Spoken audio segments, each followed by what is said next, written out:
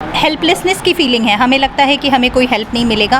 Uncertainty है, कल क्या होगा, फिर से वेव आएगा नहीं आएगा, स्कूल खुलेगा, कॉलेज खुलेगा, एग्ज़ाम होगा, नहीं, सब चीज़ अनसर्टन है।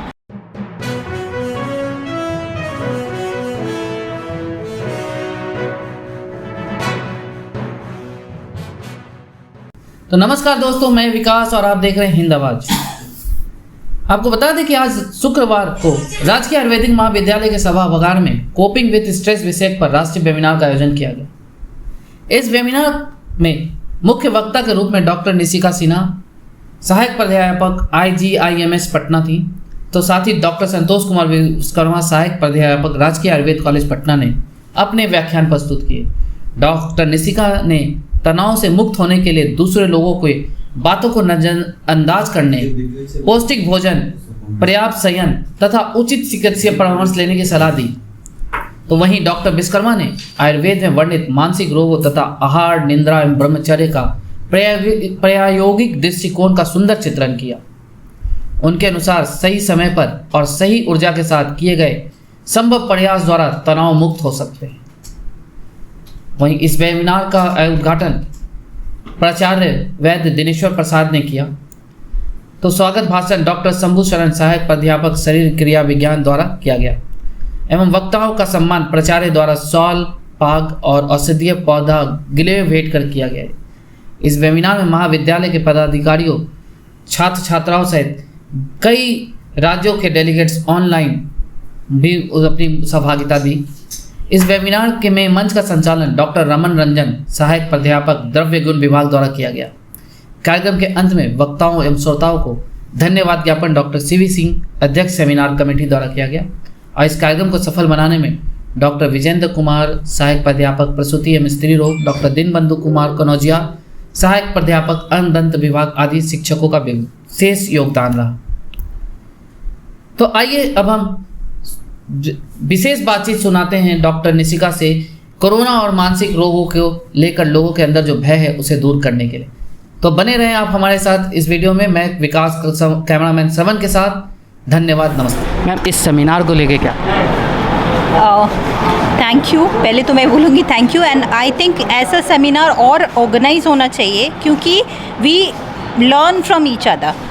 जैसे कि जो चिकित्सा प्रणाली होता है वो ऐसा नहीं है, हम लोग अगर कोलैबोरेशन में काम करें, जैसे आयुर्वेदा या जो अलाइड साइंसेज है या हमारा मेडिकल जो एलोपैथिक मेडिसिन्स बोलते हैं, तो पेशेंट्स के लिए काफ़ी अच्छा है। एंड हम एक दूसरे के चीज़ों का अच्छा चीज़ सीख के हम अपने थेरेपी में उसको यूज़ कर सकते हैं।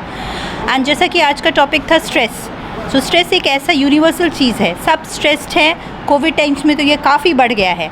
सो इट इज़ इम्पॉर्टेंट कि हम कैसे उसको मैनेज करें सो दैट हमारा लाइफ बेहतर हो, हम ज़्यादा खुश रह पाए। ये कोरोना में सबसे ज़्यादा तो आपने भी कहा कि स्ट्रेस बढ़ गया, और आज है जो लोग स्वस्थ भी हुए उनके अंदर भी एक डर है। तो इस डर को वो कैसे दूर करने की ये करें, क्योंकि अभी फिज़िकली वो लोग ज़्यादा मूव नहीं कर रहे, तो मेंटली अपने को घर में भी रह के कैसे क्या करें ऐसा कि जिससे वो स्ट्रेस फील अपने को और अपने इम्यून पावर को बिल्ड कर सकें मौसम। हाँ, जैसे कि कोविड टाइम्स का हम लोग बात करते हैं, हर जगह एक हेल्पलेसनेस की फीलिंग है, हमें लगता है कि हमें कोई हेल्प नहीं मिलेगा। अनसर्टेनिटी है, कल क्या होगा, फिर से वेव आएगा नहीं आएगा, स्कूल खुलेगा, कॉलेज खुलेगा, एग्ज़ाम होगा, नहीं, सब चीज़ अनसर्टन है। और लैक ऑफ ऑप्शंस है। अगर हम एक दूसरे से कुछ करते थे, जैसे हम ट्रिप पे जाते थे, हम कुछ करते थे, जॉब जो भी था, सब वो लैक ऑफ ऑप्शंस, अभी हमारे पास काफ़ी ऑप्शंस नहीं हैं। हमेशा हम लोग ये कहते हैं एज ए साइकेट्रिस्ट कि ये सोशल डिस्टेंसिंग की जो बात है, बेटर टर्म है फिज़िकल डिस्टेंसिंग। हमेशा हम लोग सोशली कनेक्टेड हैं, human beings are social animals. जैसा कि अभी इस माध्यम से या जूम के माध्यम से या वेबएक्स से वी आर कनेक्टेड। इनफैक्ट हम लोग बाहर के लोगों से भी कनेक्टेड रह सकते हैं और इस टाइम को फेस कर सकते हैं। जहाँ तक आपने बात किया कि हम क्या करें, सो इट इज़ इम्पॉर्टेंट कि हम ये समझें कि what is in our hands, what is not in our hands. क्या हमारे कंट्रोल में है, क्या हमारे कंट्रोल में नहीं है। हम अभी पे फोकस करें कि क्या हम अभी कर सकते हैं, बहुत ज़्यादा आगे का नहीं सोचना है।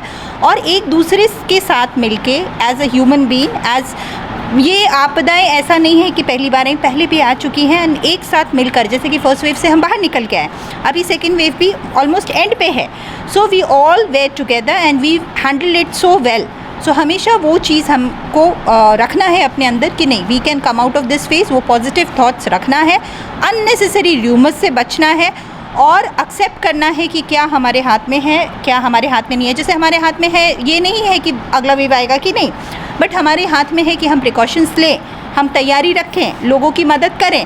सो what we can do, we should just think of that. Ma'am last सवाल ये कि जैसे लोगों में साइकोलॉजिकली अभी दवा को वैक्सीनेशन का गवर्नमेंट ने फ्री, लेकिन अभी भी बहुत बड़ी संख्या ऐसी है जो वैक्सीन लेने से उनके मन में एक बैठा है कि इससे हमको कुछ निगेटिव प्रॉब्लम्स अलग प्रॉब्लम आ सकते हैं, तो उनके लिए क्या है मैसेज है आप? जैसे मैं तो हमेशा, अभी हमारा काफ़ी सारे न्यूज़ चैनल्स पे भी ये डिस्कशन हुआ था कि वैक्सीनेशन को लेके जो र्यूमर्स होता है, काफ़ी सारी चीज़ें हैं, इवन गवर्नमेंट का वेबसाइट है जिस पे अगर आपको डाउट हो या हम डॉक्टर्स बैठे हैं, आप हमेशा हमको कांटेक्ट कर सकते हैं, वैक्सीनेशन के डाउट्स हटा सकते हैं। बहुत सारी चीज़ें हैं, जैसे कि हम पेपर में पढ़ते हैं कि फ़लाने ने वैक्सीन ले रखा था फिर भी उसको कोविड हो गया, बट हम ये नहीं समझते हैं कि अगर 100 लोगों ने जिन्होंने वैक्सीन लिया था, शायद उनमें से 90 लोगों की जान बच गई वैक्सीन के कारण। वैक्सीन ऐसा नहीं है कि आपको कोविड से बचाता है 100%, आपको गंभीर कोविड होने से बचाता है। दूसरा, अगर हम वैक्सीनेटेड होते हैं तो हम वो सेफ्टी प्रिकॉशन अभी हमारे हाथ में है, जिसका अगर हम यूज़ नहीं करेंगे तो वो होता है कि सब कुछ होते हुए भी हमने सही कदम नहीं उठाया। सबसे इम्पॉर्टेंट चीज़ है कि र्यूमर्स से हम बचें। क्या र्यूमर्स जो फैल रहा है, हमें हमेशा ट्रस्टेड वेबसाइट से इन्फॉर्मेशन लेना है, जो भी इन्फोडेमिक से बचना है। ये नहीं कि सुबह उठा और न्यूज़ चैनल पे बैठ गया, बस न्यूज़ चैनल या कोई भी वेबसाइट और मैसेजेस व्हाट्सएप हर जगह। हमें ये ध्यान रखना है कि क्या सही है क्या गलत है, उसका डिफ्रेंशिएशन बहुत इंपॉर्टेंट है, और एक्सपर्ट्स का सलाह लेके ही कोई धारणा बनाना है। ऐसा नहीं है कि किसी ने बोल दिया ना हम उस पर विश्वास कर लें। Vaccination is important. We as a doctor, मेरा खुद का दोनों वैक्सीनेशन था और हम सीवियर फॉर्म ऑफ कोविड से बच सकते हैं, उसी ने बचाया है इनफैक्ट हमें। तो आपने सुना डॉक्टर निशिका सिन्हा को, उन्होंने बताया कि कोरोना काल में मानसिक स्थिति जो लोगों के बिगड़ी है, वो बीमारी के डर से या इंजेक्शन के ना लेने का डर जो लोगों के अंदर बचा है, उसको कैसे दूर करें। क्या अपने अंदर ऐसी चीज़ों को, अपने दिमाग में ऐसे चीज़ों को लाएं ताकि कहीं से खौफ ना हो। तो निशिका सिन्हा ने बताया कि सबसे बड़ी ज़रूरत है आज इंसान को अपने मानसिक रूप को मजबूत करने की। अगर वो मानसिक रूप से मजबूत है तो ये रोग किसी पे हावी नहीं, क्योंकि ऐसे कई महामारी आए और चले गए, तो ये भी चला जाएगा। डॉक्टर निशिका से भी कहूँगा कि ये भी थोड़ा सा, क्योंकि हमारी एक परिकल्पना वैसे तो शायद हम भी यहाँ तक टिक नहीं पाएंगे, लेकिन फिर भी टिके या न टिके, लेकिन मेरी एक मंशा थी कि हमारी 14 फैकल्टी इन साल स्टार्ट होने की संभावना है और 3 बाकी रह जाएगा, जिसमें मनोरोग है, मनोचिकित्सा है जो है। और मैं आयुर्वेद में जो काफ़ी पिछड़ा हुआ है, जबकि आयुर्वेद में काफ़ी इसका स्कोप है। हम कहते हैं जो आप काउंसलिंग की बात बताएंगे, हमारे यहाँ योगा की बात है, हमारे यहाँ दिनचर्या है, संगीत है, आचार रसायन है, और हमारी जो स्वस्थ की परिभाषाएँ बताई गई है, समदोषा सर्वांग श्रद्धा क्रिया प्रसन्न आत्मा इंद्रिय मन स्वस्थ की विधेयक है। तो आत्मा, इंद्रिय और मन का जो है जो संयोग जो होता है, जो है कि जब तक मन प्रफुल्लित नहीं होता है, पैथोलॉजिकली कितना भी हम कहें कि नहीं साहब ये ठीक है, और अगर वो मन से ठीक नहीं है तो कभी ठीक नहीं होता है जो है। और उसी में जो है एक्चुअल मनोचिकित्सक की जो है साइकियाट्रिस्ट की जरूरत होती है, और उसमें केवल दवा काम नहीं करता है, उसमें जैसा आपने बताया कि काउंसलिंग का बहुत बड़ा स्कोप है। और इन्होंने एक राष्ट्रीय नहीं बल्कि अंतर्राष्ट्रीय स्तर का काफी रांची का आप सुने होंगे जो है सेंट्रल साइकियाट्री इंस्टीट्यूट जो है वहाँ से की है, और साथ साथ इन्होंने निमहांस, बंगलोर जो है, दिल्ली वाली कई राज्यों में कई जगहों पर इन्होंने इस एज में हम समझते हैं कि बहुत बड़ा एज नहीं है, जितना कम एज में इन्होंने जितना योग्यता पाया है, हम समझते हैं कि काबिल तारीफ है। और आप सभी हमारे स्नातकोत्तर छात्र फैकल्टी जो हमारे हैं वो बेहतर हैं, लेकिन स्नातकोत्तर छात्रों को सीखने की जरूरत है कि एक प्रतिभा पर रहे किसी, अगर मान लें कि हमारे मन में बैठा कि नहीं साहब इनको बुलाना चाहिए, तो अब इनकी प्रतिभा का आप सोच सकते हैं कितना।